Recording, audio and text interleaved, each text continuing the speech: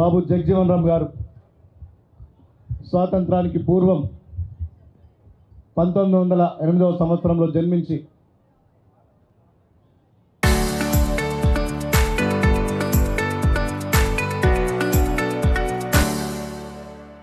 చిన్నతనంలో ఎన్నో కష్ట నష్టాలను ఎదుర్కొని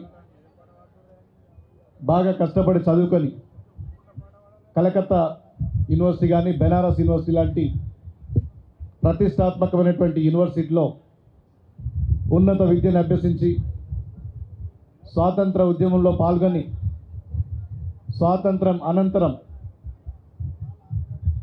ఎవరికి కూడా ఒక దళిత కులంలో పుట్టి ఎవరు సాధించలేనటువంటి విజయాలు దాదాపు 30 సంవత్సరాలకు పైగా కేంద్ర మంత్రిగా ఉప ప్రధానిగా ఈ దేశానికి ఎనలేని సేవలు చేసినటువంటి గొప్ప నాయకుడు బాబు జగజీవన్ రామ్ గారు.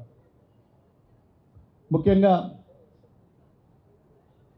ఇండో పాకిస్తాన్ యుద్ధం సమయంలో కానీ భారతదేశం తీవ్ర కరువు కాటకాలు ఎదుర్కొంటున్న సందర్భంలో ఆ రోజు వ్యవసాయం ఆహార మంత్రిగా ఉండి ఈ దేశాన్ని కరువు కోరల నుంచి కాపాడినటువంటి గొప్ప మహనీయులు డాక్టర్ బాబు జగజీవన్ రామ్ గారు. రక్షణ శాఖ మంత్రిగా ఉండి ఆ రోజు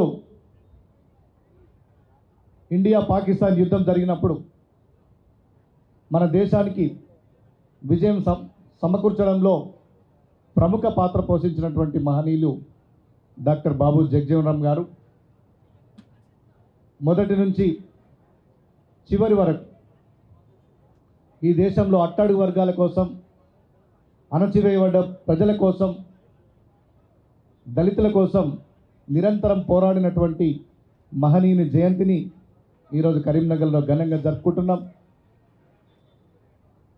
మరి ముఖ్యంగా తెలంగాణ రాష్ట్ర సాధనలో వారి కుమార్తె అయినటువంటి మీరా కుమార్ గారు తెలంగాణ ప్రజల 60 సంవత్సరాల ఆకాంక్షన తెలంగాణ రాష్ట్రాన్ని ఇవ్వడంలో ఆ రోజు ఎంతోమంది సీమాంధ్ర ఎంపీలు కానీ దేశంలో బడా పెట్టుబడిదారులు కానీ తెలంగాణ రాష్ట్రం రాకుండా అడ్డుకుందామని చూసినప్పుడు మీరా కుమార్ గారు పార్లమెంట్ తలుపులు మూసి తెలంగాణ బిల్ పాస్ చేయడంలో ప్రముఖ పాత్ర పోషించినటువంటి వ్యక్తి మీరా కుమార్ గారు.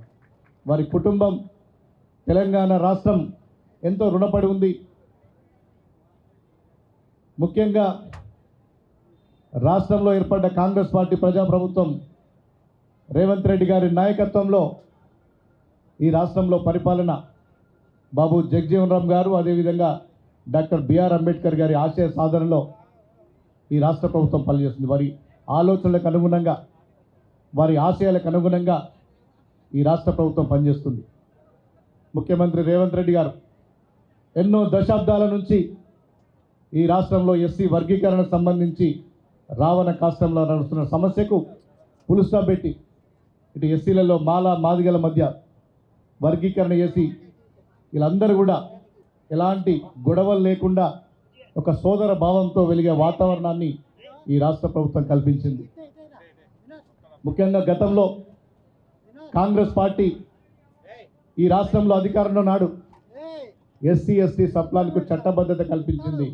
ఈరోజు అనేక గ్రామాలలో ఎస్సీ ఎస్టీ సప్లా నిధులతోటి ప్రతి గ్రామంలో కూడా అభివృద్ధి పనులు మనం చేసుకుంటామంటే కాంగ్రెస్ పార్టీ ప్రభుత్వ ఘనత. గత 10 సంవత్సరాలుగా ఏ ఒక్క దళితులకు కూడా కనీసం ఒక ఇల్లు ఇచ్చినటువంటి పాపాన పోలేదు.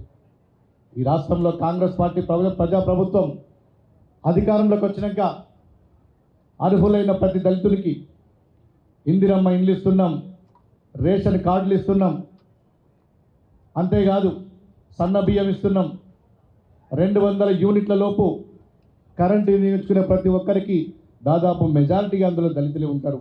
ఇలా ప్రతి ఒక్కరికి కూడా ఉచిత విద్యుత్ ఇస్తుంది ఈ రాష్ట్ర ప్రభుత్వం అని చెప్తున్నా. ఆనాది నుంచి నేటి వరకు కూడా దళితుల మనోభావాల్ని, దళితుల ఆత్మగౌరవాన్ని కాంగ్రెస్ పార్టీ ప్రజాప్రభుత్వం కాపాడుతుంది. ఇళ్ళ స్థలాల్లో కానీ, అసైన్ భూముల్లో కానీ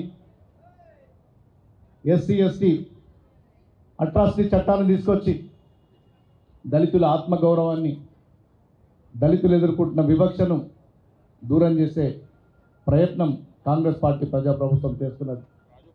ఈ సమావేశాన్ని ఇప్పుడు ప్రారంభించుకుంటున్నాం.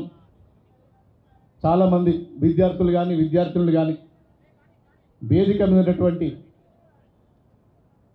దళిత సంఘాల నాయకులు కూడా బాబు జగజీవన్ రామ్ గారు ఈ దేశానికి చేసినటువంటి సేవను, దళిత సమాజానికి చేసినటువంటి సేవను ప్రతి ఒక్కరు కూడా ఈ జయంతి సందర్భంగా స్మరించుకోవాలని చెప్పి, ముఖ్యంగా ఈ జయంతి ఉత్సవాలకు సంబంధించి గత 10-15 రోజుల నుంచి జిల్లా యంత్రాంగం, ముఖ్యంగా కలెక్టర్ గారు, మున్సిపల్ కమిషనర్ గారు, మన పోలీస్ కమిషనర్ గారు, అడిషనల్ కలెక్టర్లు, ఆర్డీఓ గారు ఎంతో శ్రమించి ఈ జయంతోత్సవాల్ని దిగ్విజయంగా చేయాలని చెప్పి వాళ్ళు చాలాసార్లు మా అందరితో మాట్లాడడం, ఈ జయంతి ఉత్సవాల్లో ఎక్కడ కూడా చిన్న లోటుపాట్లు జరగకుండా నిర్వహించినందుకు కలెక్టర్ గారికి, వారి యంత్రాంగాన్ని అందరికీ, సిపి గారికి, మన మున్సిపల్ కమిషనర్ గారికి నేను అందరి తరఫున ప్రత్యేకంగా కృతజ్ఞతలు తెలియజేస్తూ